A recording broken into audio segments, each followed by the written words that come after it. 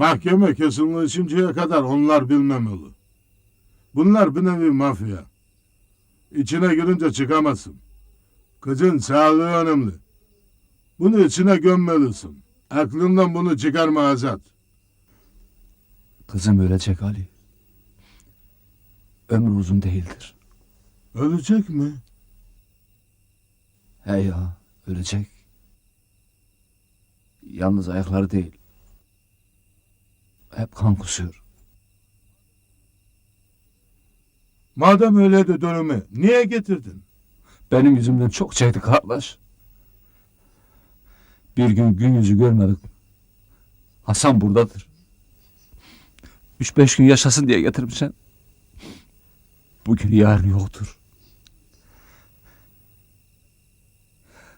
Hiç gün yüzü gösteremedi kardeş.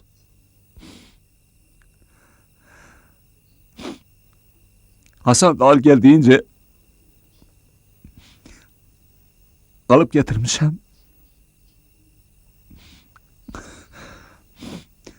Kaplıca için değildir kardeş.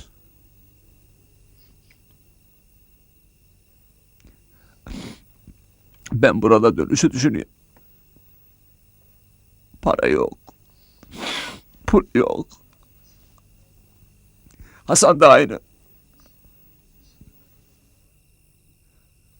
Bana doğruyu söylemedi. Hep yalan söylemiş. Hiç yalanın sonu olur mu kardeş? Meğer kardeşim pezevenk olmuş Ali. Pezevenk. Öyle ağır konuşma. Bana da dokunuyor. Ağrıma gidiyor. Asıl ben şimdi ölmüşüm. Benim yarınım yoktur. Ya girim hapsa ya da boş ver kardeş. Senin için ne yapabilirim kardeş?